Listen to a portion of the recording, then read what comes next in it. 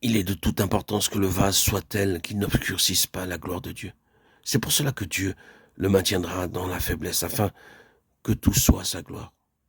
C'est un ministère auquel les puissances de ténèbres elles-mêmes doivent s'assujettir. Ce n'est pas ce que nous disons qui compte aux yeux de Dieu. C'est la mesure dans laquelle la gloire de Dieu, savoir Jésus-Christ, est impartie aux autres par notre entremise. C'est le ministère de Christ, et il ne devient opérant qu'à proportion de ce que Christ est en nous. Le voilà l'examen d'entrée, le certificat de capacité. Paul le dit aux Corinthiens en tout autant de termes. C'est vous qui êtes notre lettre connue et lue de tous les hommes. Vous êtes notre témoignage d'aptitude au ministère. Par quoi il veut dire qu'ils sont indirectement le résultat de ce qu'était le Seigneur Jésus dans son cœur pendant son séjour à Corinthe. Ce qui accrédite vraiment le ministère, c'est ce que le Seigneur est pour nous, dans notre vie intime. Puis donc que c'est Christ au-dedans qui constitue le ministère et qu'il ne s'agit en définitive que de l'administration de ce trésor en faveur des autres. Nous pouvons maintenant faire un pas de plus. Christ révélé en nous représente une position spirituelle à laquelle nous sommes parvenus. Nous sommes au large maintenant, nous avons franchi le Jourdain pour entrer dans le pays de la promesse. Vous vous souvenez qu'au moment où le peuple d'Israël allait entrer en Canaan, il eut deux répartitions du territoire qui se distinguent l'une de l'autre par les considérants qui les inspirèrent. Tandis que sous Josué, il eut 9 tribus et demie qui devaient se partager le pays au-delà du Jourdain.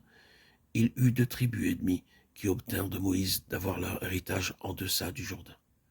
Moïse accéda à leur demande, bien qu'elle ne correspondît pas au plan supérieur que Dieu avait formé pour eux. Tous les autres eurent leur héritage au-delà du Jourdain, dans la terre promise proprement dite. Il y avait là une question de plénitude. Pour les premiers, l'héritage avait quelque chose de partiel, dans ce sens qu'ils prenaient possession du pays sans traverser le Jourdain, ce fleuve représentatif d'une étape enfin franchie. Ils étaient tenus cependant de par un ordre de Moïse à accompagner les 9 tribus et demie de l'autre côté, quitte à revenir ensuite. Ils établissaient ainsi un vague lien avec leurs frères de Canaan. Mais c'était un lien de pure forme, qui n'avait rien d'expérimental, extérieur plutôt qu'intérieur, de sorte que le Jourdain pour eux revêtait une signification toute objective et non pas subjective comme pour leurs frères. Or le Jourdain, comme on l'a souvent fait remarquer, représente l'ensemble de l'œuvre accomplie par le Seigneur Jésus sur la croix. Tout ce que signifie sa mort, sa mise au tombeau et sa résurrection. Vous pouvez en bénéficier objectivement sans pour cela perdre votre héritage.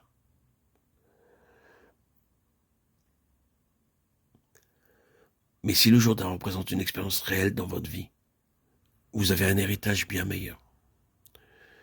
Les 2 tribus et demie, c'est-à-dire ceux qui ne sont pas préparés à franchir le Jourdain, n'ont que les avantages objectifs, ce que Christ a fait pour eux. Tandis que les autres, qui ont traversé le Jourdain, bénéficient non seulement de tout ce que Christ a fait pour eux, mais aussi de ce qu'il a fait en eux. Le salut dont nous jouissons n'est pas seulement un acte tout extérieur, un fait accompli. C'est une expérience intérieure qui nous fait entrer dans la terre promise et posséder notre héritage dans sa plénitude. Il vaut toujours mieux avoir le Jourdain avec tout ce qu'il représente entre ses ennemis et soi. Voilà pour l'Ancien Testament. Dans le Nouveau, l'Épître aux Romains nous offre une autre image de la même réalité. Romains 7 nous montre la situation des 2 tribus et demie.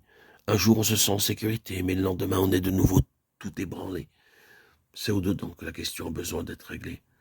On se réjouit de ce que le Seigneur a fait, mais on se rend compte qu'on a besoin de quelque chose de plus. Et ce qu'il nous faut, c'est que tout ce qui a été fait pour nous, nous soit maintenant fait en nous. C'est ce que nous avons au chapitre 8. Nous sommes là en plein pays de la promesse. Et Romains 8 nous conduit tout droit à l'épître aux Éphésiens et à celle aux Colossiens. Ces lettres qui nous parlent de la plénitude de notre héritage en Christ. Le cœur même de notre Canaan spirituel.